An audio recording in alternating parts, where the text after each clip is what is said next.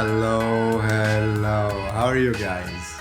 So, I am back to the office. We're trying to get back to what we were normally every single day of the week, and I'm making my take this week from here.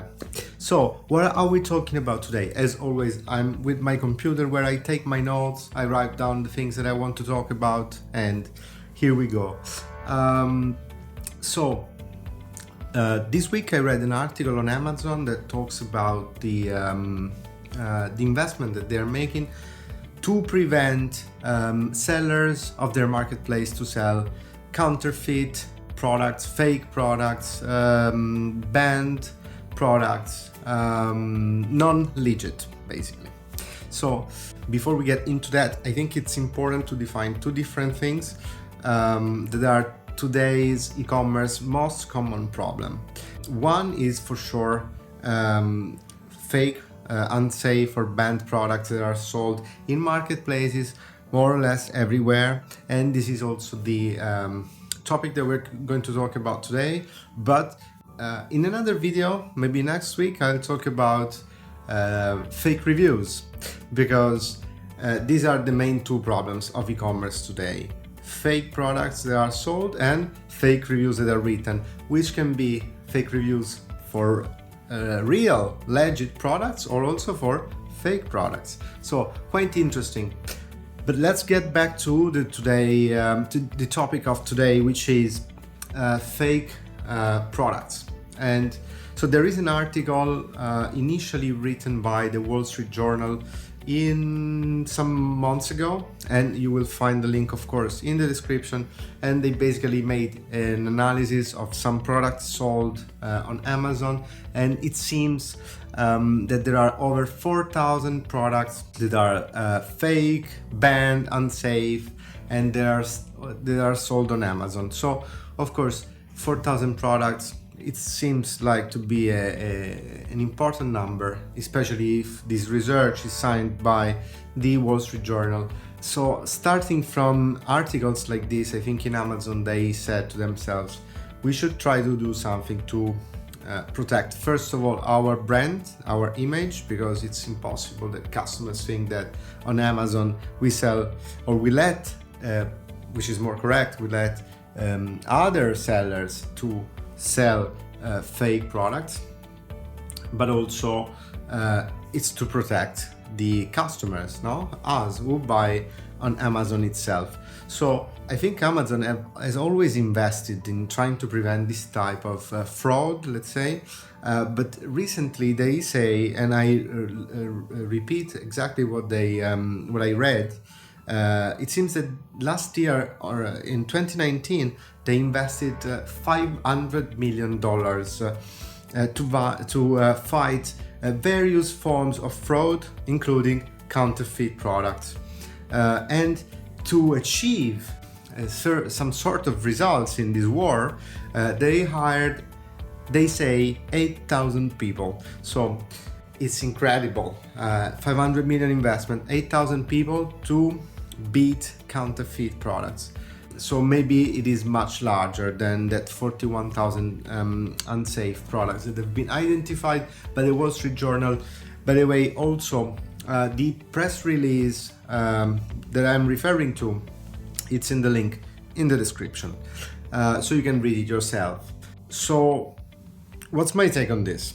So first of all, counterfeit and fake products, these type of things, and as you have seen in the article of the Wall Street Journal and in many other publications these days, this is a very big problem for the brand Amazon itself, but I think in general for e-commerce, and I think it's much more a problem for the brand and the credibility of Amazon than the real problem related to the business and the economics.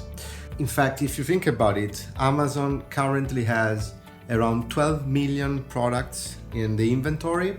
And if we consider the marketplace inventory, so also the products that are sold by all the shops that sell on Amazon, but they are not Amazon itself, I think the total catalog is around 300 million products. So it's an immense number. And if we think about the research of the Wall Street Journal, which is limited to 4,000 products, this is almost 0%. So if we approximate it, it's 0%. So it's clear that it's not a business problem, it's not related to the economics, but it's more related to the brand image.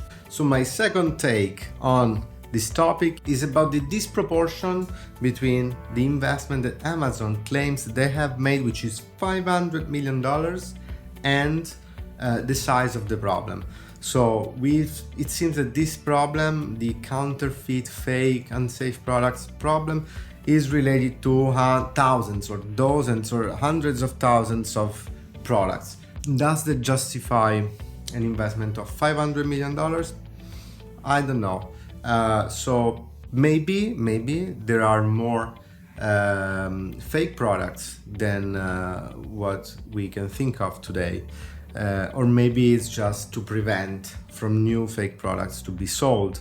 But let's say in the last year, we worked at Wonderflow, we worked on new technologies, on improving actually our existing technologies that detect fake products, counterfeit, fake reviews. And we've noticed that in certain cases, fake products or fake reviews reach even 10% of the total amount of records of a single product. So maybe it's not as little as what we think today, maybe it's a bit bigger, but of course, it's also related to many different web shops. So I'm not talking about Amazon specifically, I'm talking about generically as about the industry. That's also why I wanted to make this video, because I think we know quite some stuff, and I think also I can give you some tips to spot if a product that you find on Amazon or on other sources may be counterfeit or something not completely legit. So, which are the 4 things that if you notice them, you may be worried about? I'm not saying that if you find one or more or all these things all together in one single product is for sure counterfeit, that I don't know, but try to pay attention to these 4 points. Number 1, compare the price of the product with the same product sold by either other vendors on Amazon. For example, normally one product is sold by 5, 6, 10 different vendors, and on different websites. If you find one vendor or one website that sells that product for a much cheaper price, it is weird, it is strange, no? So that's the first thing that should worry you. I would not buy that one. If it's close to the average price that you find, but it's cheaper, that's fine. But if it's too cheap, you should think about it. Second point, find out if the product that you're trying to buy, it is actually sold by the brand in the country where you're trying to buy the product. Sometimes a product you can only purchase in the United States, and sometimes you can only purchase maybe in one specific country in Asia or in Europe. If you find that product somewhere else where it shouldn't be sold, that's the second thing that you should be worried about. Number 3, find out if there is a sudden drop in the star rating of that product. What do I mean? If a product historically had a score of, I don't know, 4.1, 4.2, 4, something like that, around this area, and all of a sudden the star rating drops to 3.6, 3.7, you know that something happened. So sometimes we've noticed that this can happen when there is a new vendor that starts to sell a product, and if that's a counterfeit or a defect product, customers will immediately start to complain about it. Therefore, they will write negative reviews that will influence the star rating. Of course, you as a customer cannot keep track of the star rating forever, but if you check one product this week, write down somewhere the average star rating, and when you buy it maybe in a week or 2, check what's the star rating at that moment.